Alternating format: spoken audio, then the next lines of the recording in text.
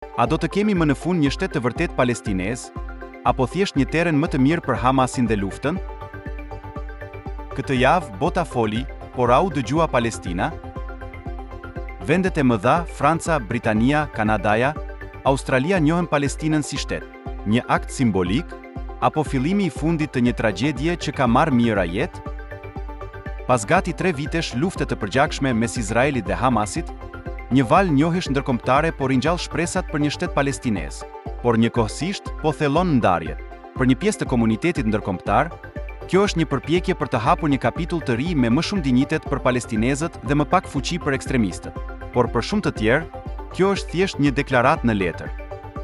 A mund të ketë shtet të vërtet palestinez, pa e zgjidhur më parë dilemën më të madhe? Hamasin? Disa vende arabe që njohin shtetin palestinez thanë qartë: Hamas nuk duhet të ketë asnjë rol në qeverisje, por realiteti në teren është i zymt. Hamasi ka ndikim, ka fuqi dhe për shumë palestinez, ai është simbol i rezistencës, jo i paqes. Kush do ta udhëheqë këtë shtet të ri? Dhe a do ta pranojnë palestinezët këtë leadership?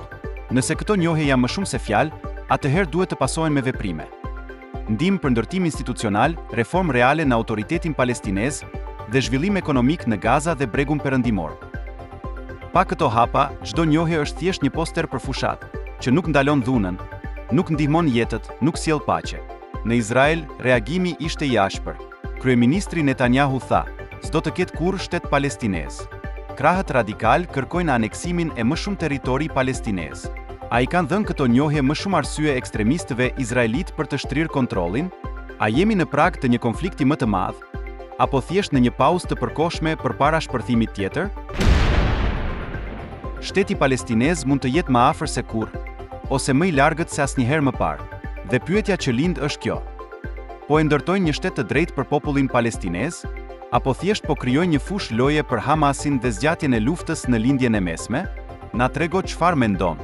A janë këto njohje hapi i parë drejt paqes, apo një tjetër iluzion në një histori që përsëritet gjithmonë njësoj?